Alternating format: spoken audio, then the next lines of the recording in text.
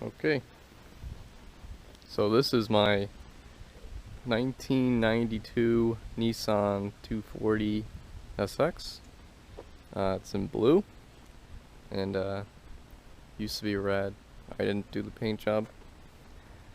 Okay, do a little bit of a walk around first. It's got these white wheels that I got with the car. I wouldn't have chosen them myself. Here's the back. It's got, those aren't the original tail lights. I don't really mind them, but I wouldn't have chosen them myself. Okay. As for the motor, it's not the original motor that comes in the car. Gotta figure out how to open this. Go. Alright, so here's the motor. It is an SR20DET, which means dual overhead cam, electronic ignition, and then turbo is the T. So it's got a new turbo, aftermarket turbo, which is down here. If I can get it down there. And it just has tubular exhaust manifolds that go to it, and then it goes out back with a 3-inch exhaust. As for everything else, it's original, it's the same, it's stock injector size, and but I have new injectors to put in, which are like 3 times the size, and then a larger turbo to hopefully do 350 horsepower, around that. And the turbo would be producing like 18 psi boost, you know, through the intercooler. So this tubing to the other side to this is where all the, you would read the psi through this vent. It goes through an intercooler, the cool down there, down here, which is stuffed behind the front bumper. So this summer I actually had the motor out of the car. I got some photos. I had the motor out of the car because I had to do some work on it. Took apart the whole motor, and it's got a new head gasket. This is the head. So I don't know if you can see. You can see the head gasket right there. It says Cosworth. And then it's got new head studs. That's to support the new turbo. I'm going to be putting in injectors to do that power that I want. But when I had the motor out, I actually sprayed the engine bay black. There's some spots where I got to touch up, like, you know, right here, like I had to wet sand it because the clear coat, it ran and I didn't like it. So I have to pick up some more clear coat, sand this down more, so that's why it looks ugly. But I'm pretty happy. The whole car is actually rust free, which is surprising. Not surprising, but lucky for me, being in Connecticut. We're having our winters, but I don't drive the car in the winter. But the roads, the salt on the roads destroys these cars, especially since they're over 25 years old now. I think this is a 92, so it's older than me.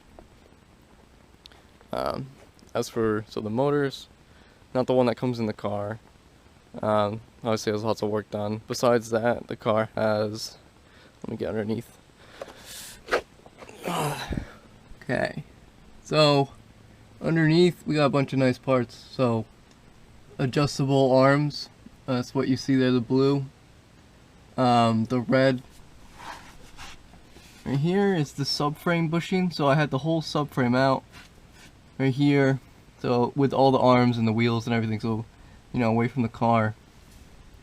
So, and I put a new diff in it, a rear differential. So it's like a posi rear end. It's limited slip diff. And so when I did these bushings, I did the bushings in every arm. So here, here on the hub, here on the hub, and I undercoated the whole car so it doesn't rust, but it's completely rust free right now. And there's the exhaust. It's pretty big, goes all the way back. Okay, what else can I talk about?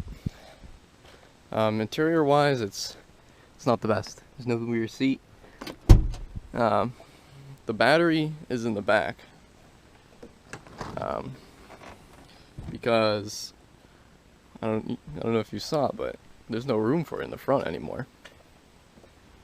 With all this, because this is an original engine, and all this piping is new. That battery is supposed to go here. So now there's no more room because of the piping. So it goes to the back. So it runs. I have the wire. It runs here and it taps into the alternator and the power, the harness, and the computer and the entire car. But it runs all the way behind the fender. Let's see if I can actually. Oh, there it is. Here, into the car and under the rug. So it's actually pretty simple to work on. It's a lot easier than my other car that had, the BMW.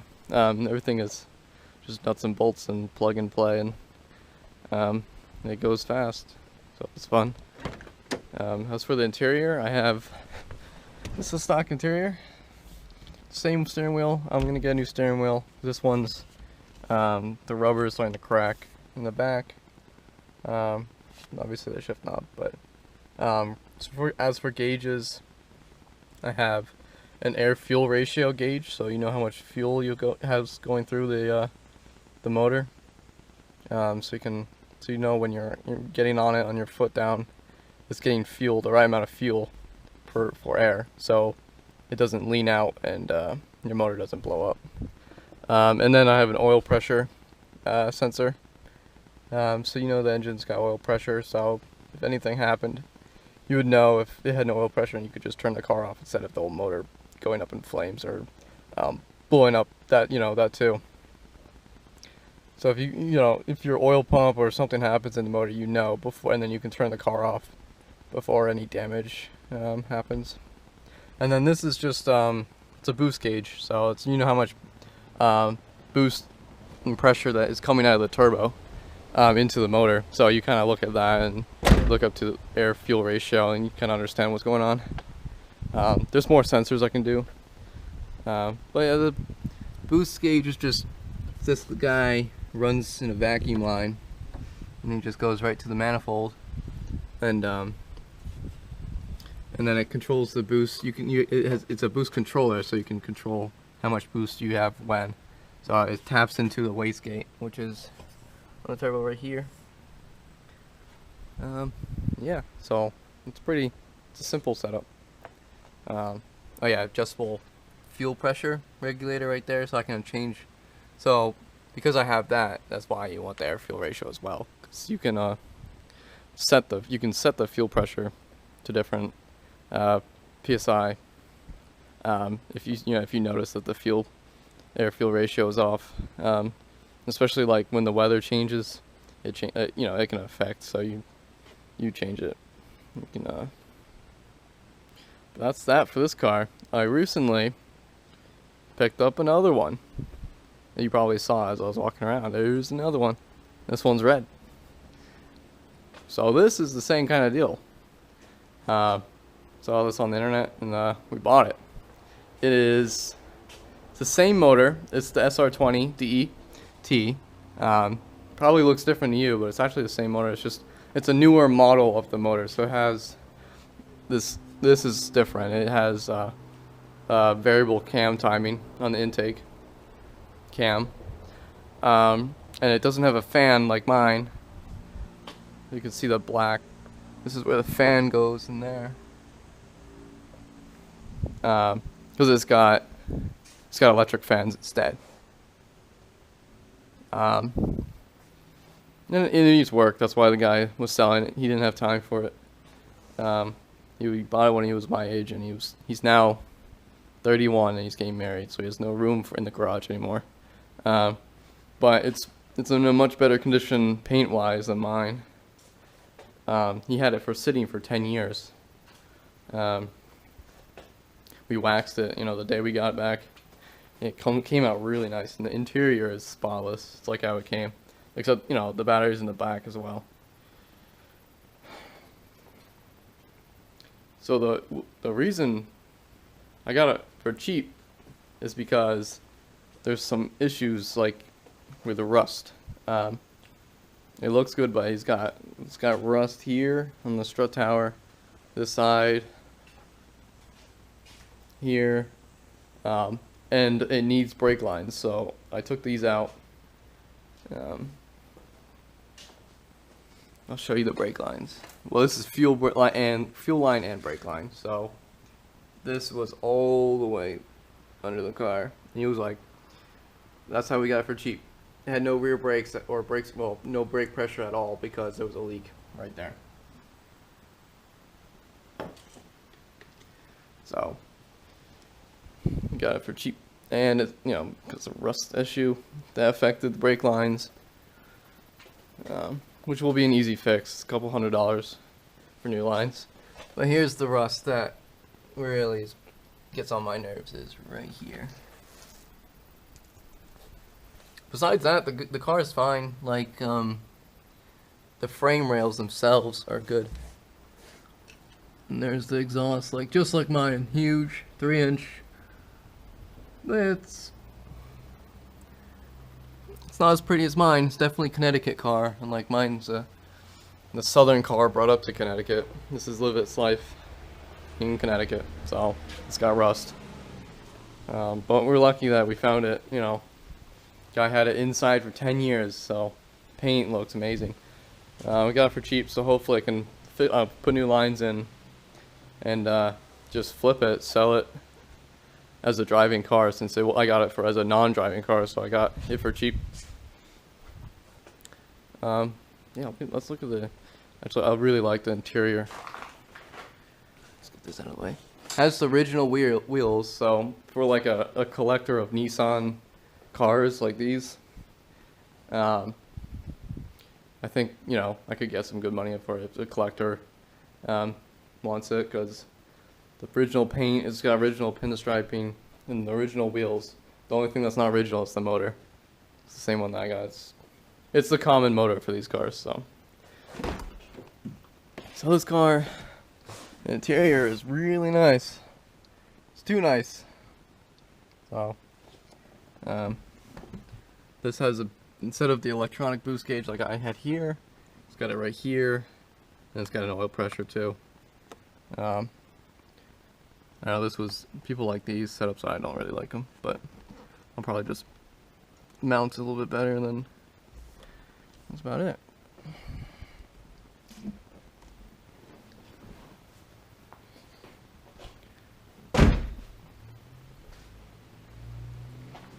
Brakes and suspension on this car, they're not like mine. These are so these are like normal. They're like the normal brakes that come on the car, but they're a little bit lower.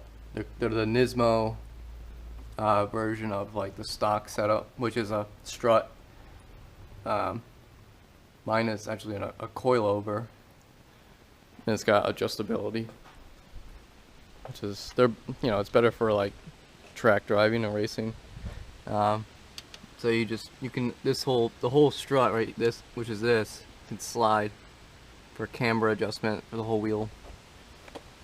Let's see if I can get a good image of it. That's the coilover.